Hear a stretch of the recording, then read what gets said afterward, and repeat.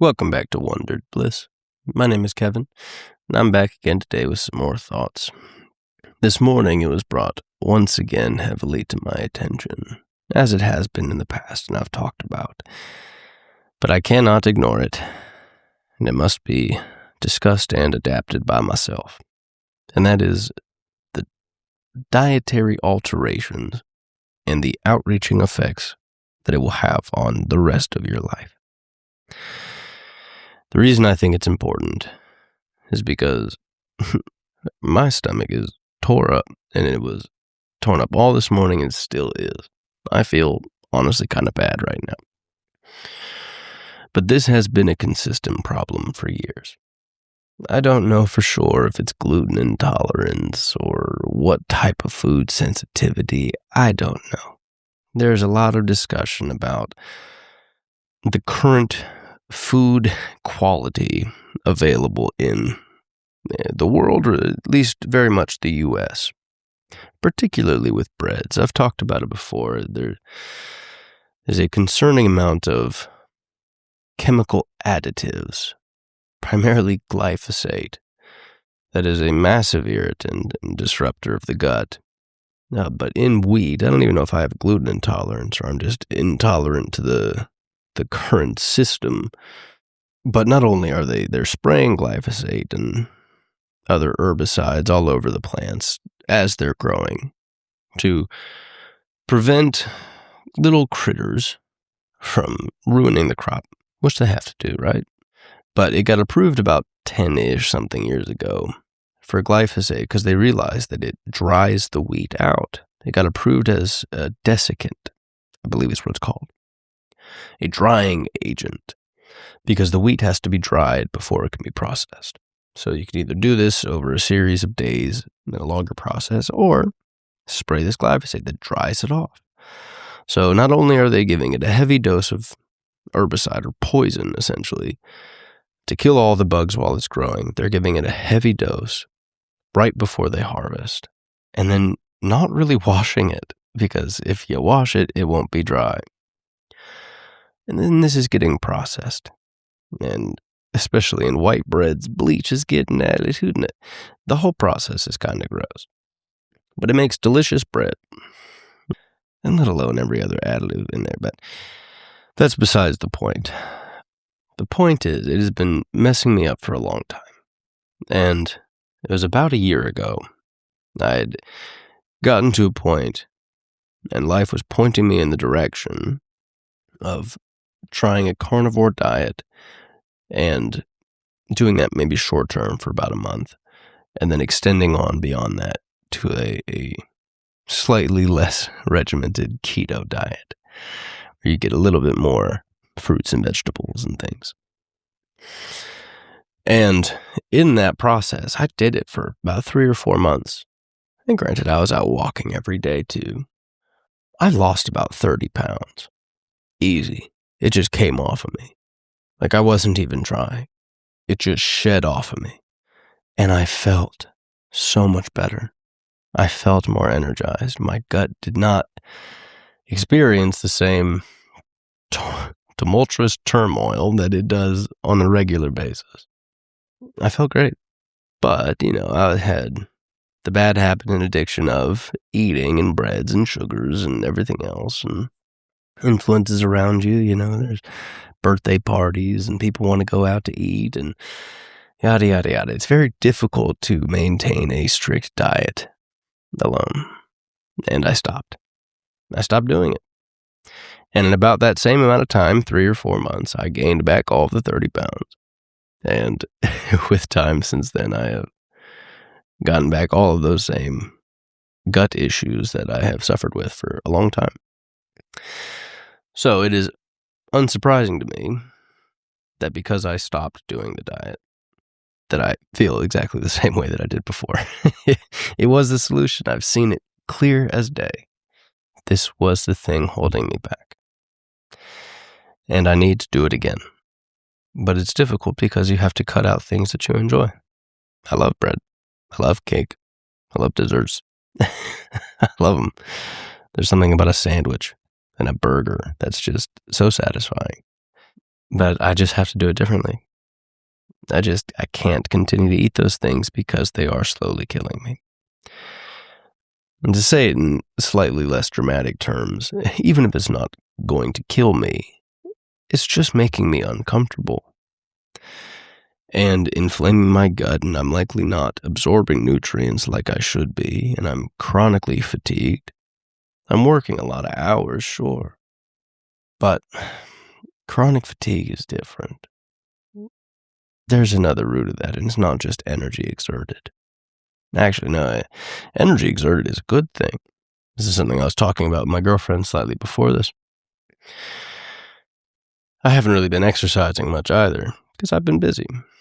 But I've been moving a lot at work, and it sounds somewhat counterintuitive, but this is the truth. If you're wildly unhealthy and you haven't been exercising, there's a very high chance that you feel tired all the time, and it makes it difficult to exercise.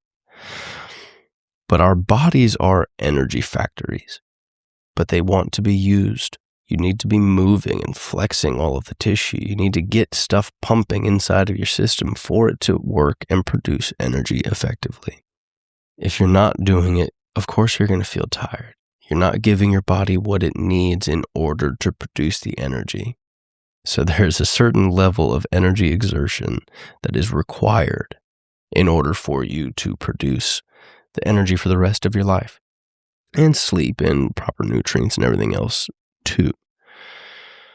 But that's where I'm getting at here, is that the work that I've been doing in restaurants, I'm hustling and moving all day. Frankly, I have been getting exercise.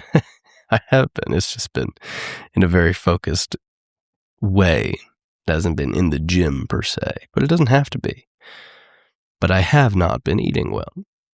So the other side of this coin, or I'm not properly fueling my system with what it needs in order to work and produce energy efficiently, of course I feel tired. Of course I don't feel well. But this is where it gets interesting, because that extends beyond.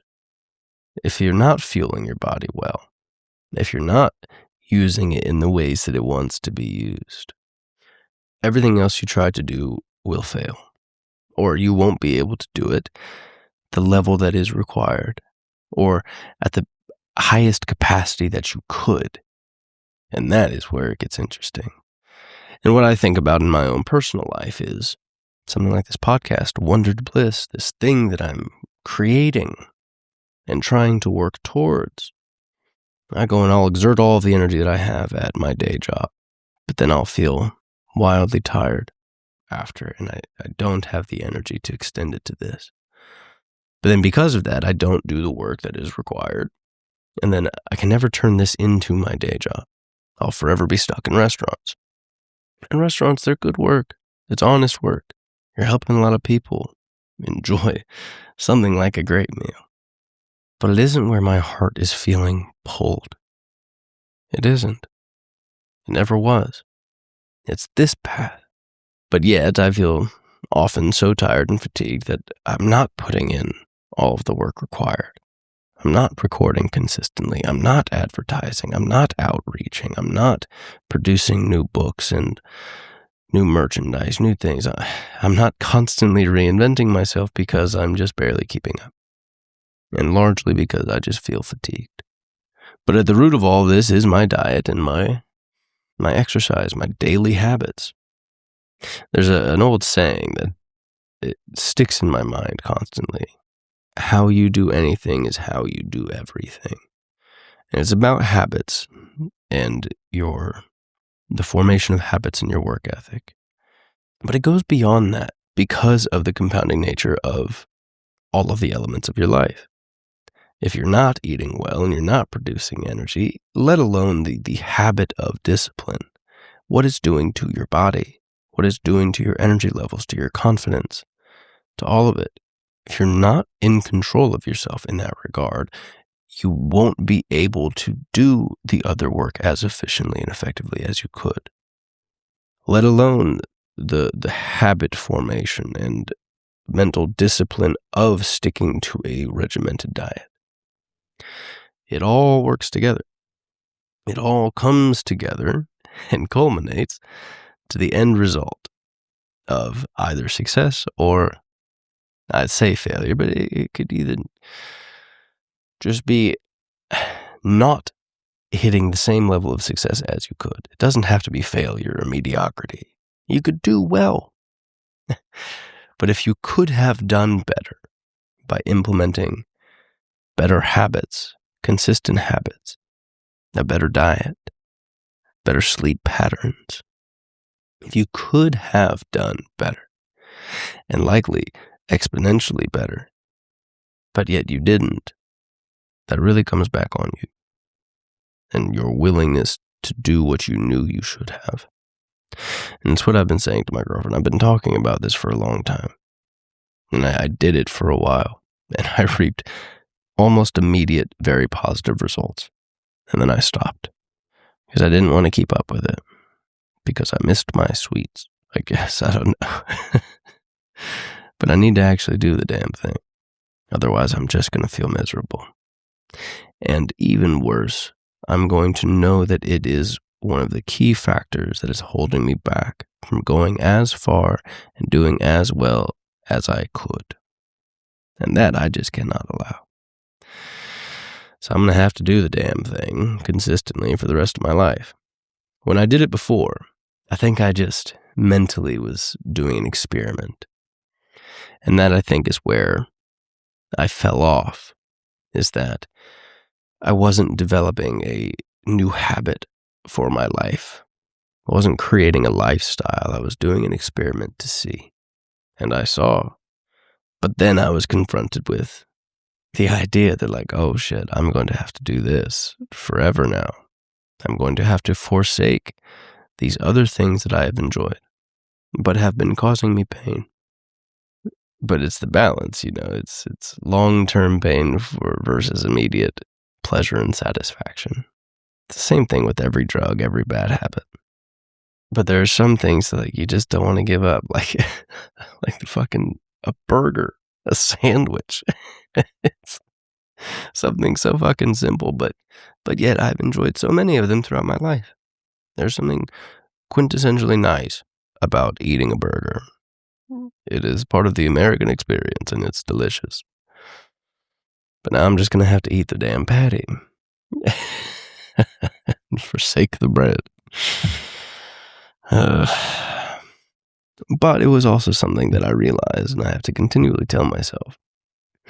When I was doing just the keto diet, I was eating a lot of steak, I was eating a lot of chicken, and I wasn't having to be strict about seasonings or certain things, because it's mostly salts and variations of other dried herbs. I was having good, delicious meals.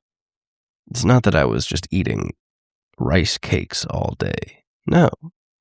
I was having good meals consistently. Fresh fruits, fresh vegetables, like it was delicious. It wasn't that I wasn't enjoying it. I just was not able to enjoy the same things that I used to. And that's just something, I'm going to have to be willing to do in order to feel better and do better and succeed and surpass my current limitations. Otherwise, I just won't. Because I'll be fat, tired, and lazy. And I'll feel bad. And when you put the two next to each other, it's like, do I want a healthy, happy, and wondrous experience in the future?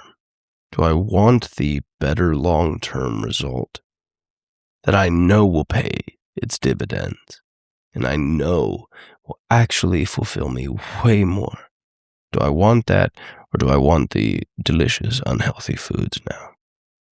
When you put the two side by side, it would be foolish to do anything other than choose the healthy, happy, and fulfilled life. It would be foolish.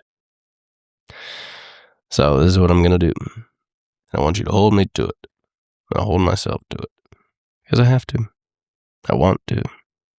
I want better than this uncomfortable feeling that I feel every day, constantly. So often that I forget that I'm even feeling it just because it's walking with me all the time. But I have felt better. and I know what it takes. And chances are you in your life, you do too. This is something that happens all the time. We have things we don't want to give up. We have things we know we need to give up. We know what it will do for us if we do give it up. But it is giving us some level of satisfaction or comfort, so we don't. But we know it. We know it all the time. It's one of the funniest things that I realized is that we very rarely need actual advice or new information. We almost always know exactly what we need to do. It's just we often need to be reminded of the fact that we know. Because we'll forget. We'll forget that we know. We'll forget how much discomfort we're feeling every day because we just get used to it. But you know it's bugging you deep down in the back of your mind. You know it's there. But you just don't want to exert the amount of energy, effort, or discipline that is required to change it. So you stay stuck. But you know. So I challenge you. What is it that is sitting there in your life that needs to be changed, that you know needs to be changed, that can be changed, that would change everything for you? What is it? And weigh the scales. Is it really worth holding on to whatever you're holding on to? Is it really worth sacrificing that better future? Is it? If it is, then continue. If it's not, and it almost never is, then change the damn thing. Just do it. Quit dreaming about it. Quit thinking about it. Quit saying you'll take care of it later. Just do it. And then it will start to unfold. It may take a few months to really notice the changes, but they will. They will come. 100% they will. And I know this. You know this. We know this. We just don't want to do what needs to be done. Do it. All right. That's all I got for today. I'll hit you up next week. Peace.